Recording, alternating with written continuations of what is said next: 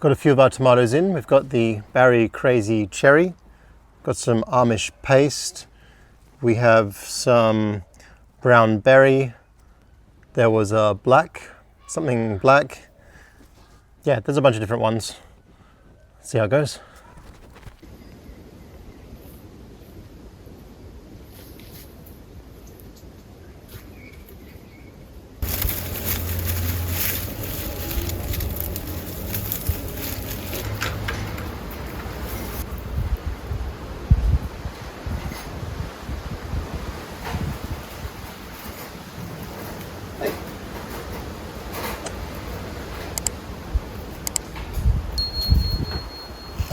Beetroot feast. Not a bad haul. With the weather being as hot as it is, I've been a bit slack in picking these zucchinis. Some of them are a bit too big, but at least they're growing, which is a good start. Size of that bad boy.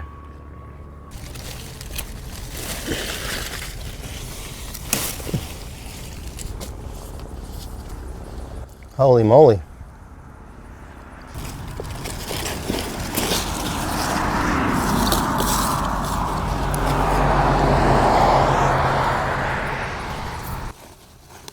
Oh, what? Oh my, what is this? Giant zucchini. Love to see it. I made a really nice brown rice kale salad the other day, so I'm going to do the same thing again. It worked out really well. And I used mostly this purple kale.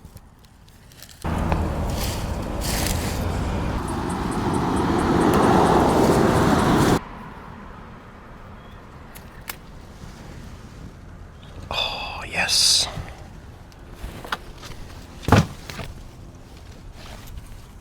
Oh no.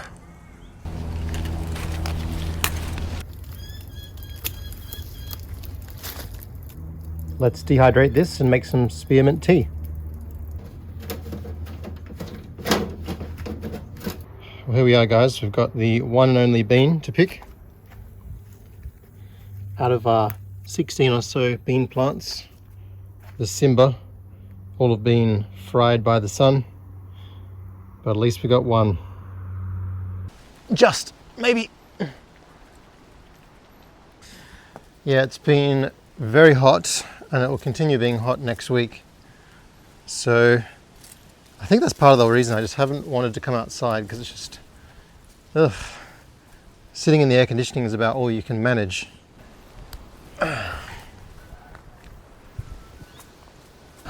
The Frio Doctor's out now, so it's nice and cool. It smells like nice barbecue around here too. What if I can go over and get a feed? Got a spare sausage there, mate? A couple of grass-fed steaks. Not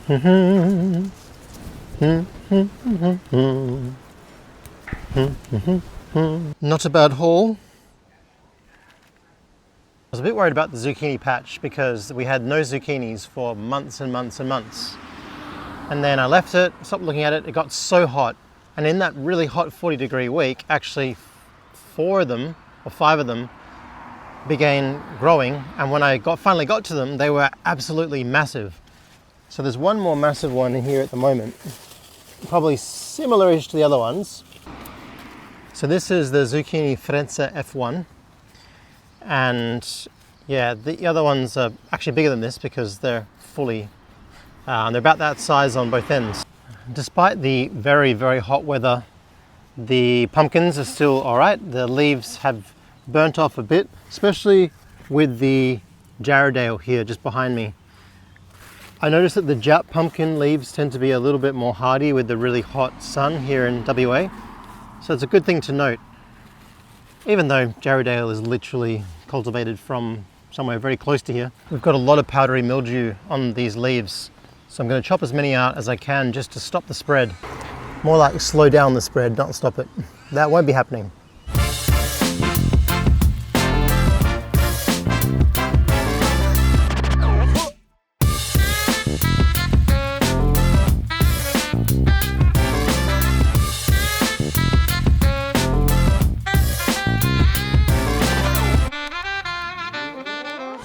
Well, the poor worms are feeling it in this 40 odd degree weather we've been having. So, well, I've been a bit slack and I haven't been feeding them very much, so I've just got a bit of old bok choy to chuck on here. All right, it's an exciting moment because we're going to harvest our very first pineapple that we've been waiting a good 5 years for. It looks nice and ready. It's kind of small, but oh yeah. Here we go, first lime of the season. We'll get this for the tasty papaya. Ah yes.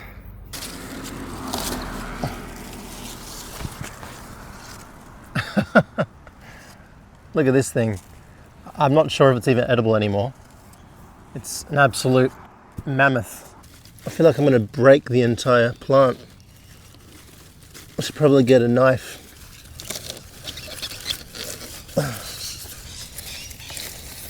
That's insane. Absolutely ginormous.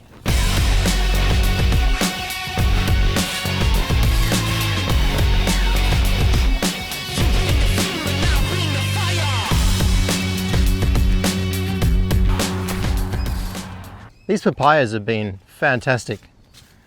Probably one of the best producing trees I've ever had. So my Jarrahdale pumpkin has pretty much died.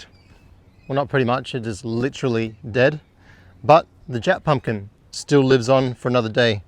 It's sprawling out despite the intense heat we've been having. I have been putting on the water hose quite a bit to ensure that there's some moisture for this plant. But the Jap pumpkin now, it's got some good looking healthy leaves. It's got some flowers. I noticed a few female flowers, so some potential starts of the pumpkins. But if history repeats itself, I think we should have a really good harvest of these pumpkins around autumn into winter potentially. Peaceful. This curry leaf is absolutely massive now. I just realized actually how big it is compared to when we first put it in. It's really handy. I use these in all my curries, chuck them in. When I'm doing my oil and my whole spices, chuck those curry leaves in.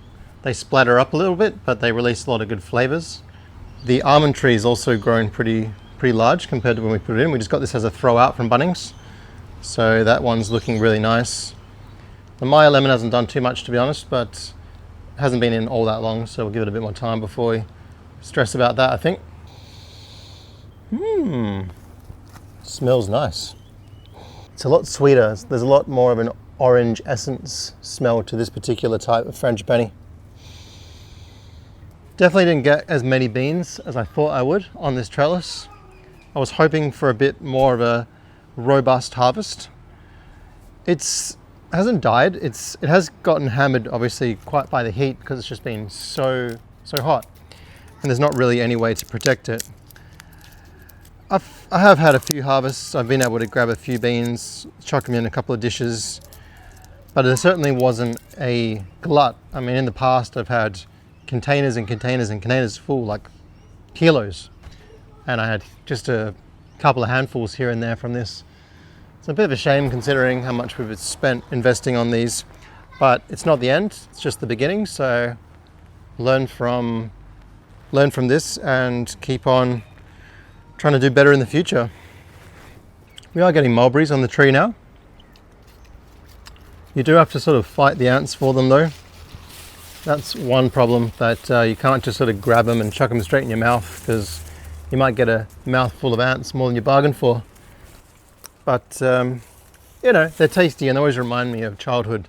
We had a very big mulberry tree out the front of our first house in Perth. The first house that was built, and the flavors always remind me of that house. It's one nice thing to do when you get your own property and get some trees, get the ones that remind you of your childhood. Well, we did get 2 apricots on this tree, this Moore Park apricot this year.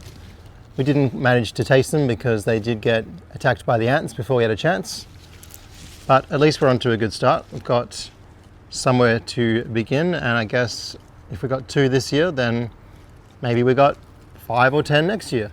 Oh, this is nice and ripe. Oh. Oh yeah, that's ripe, all right. Literally like fig jam inside. First strawberry guavas are online. I don't find them particularly useful. I like chewing on them and getting the taste. The oregano's usually oregano.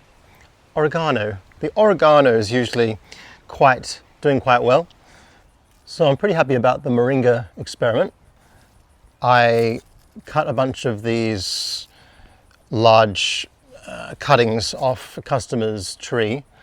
Well, actually, he did it himself. I just stole them.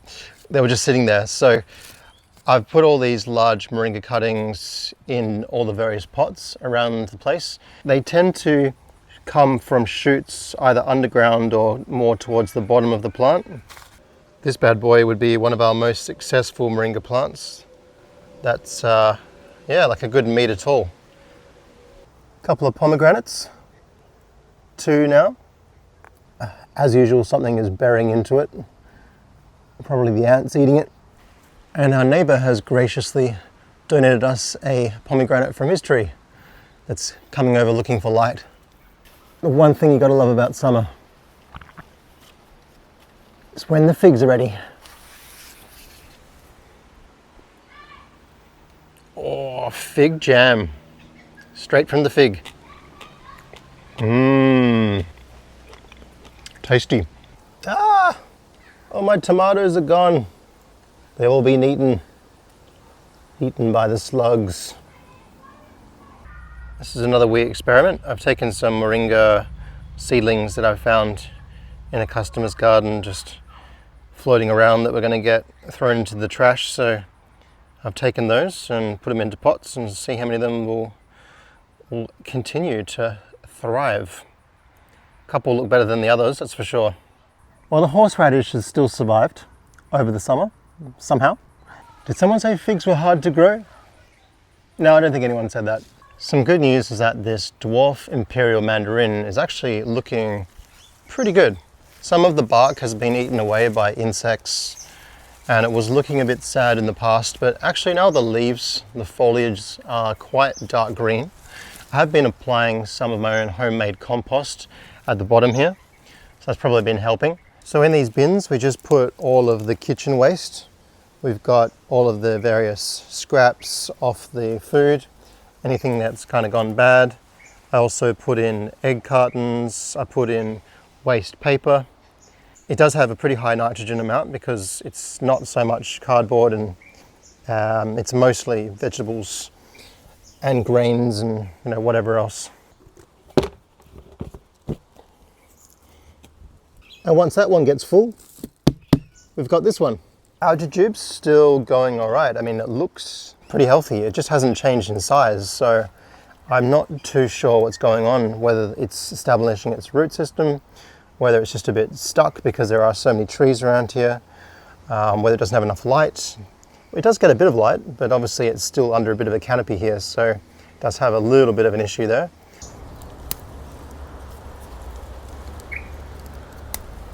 These chilies are just about dried on the plant.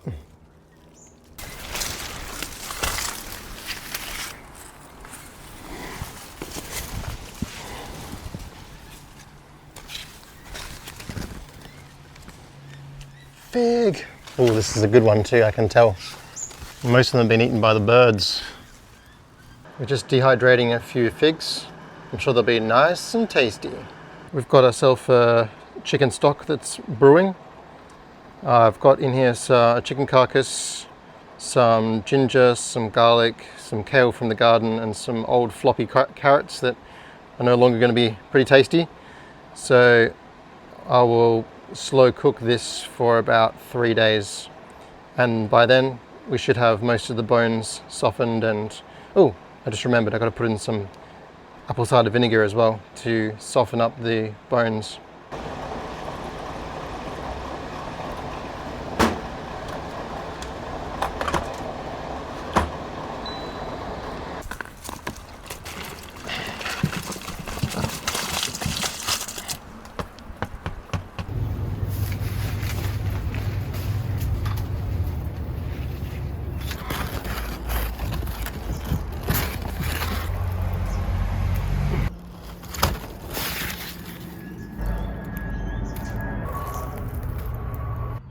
dragon fruit flower is pretty cool. Oh no, my holy basil's dead.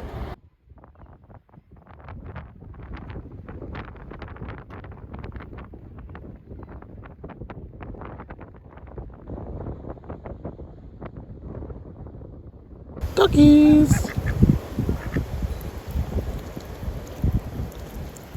Oh, who likes the rice?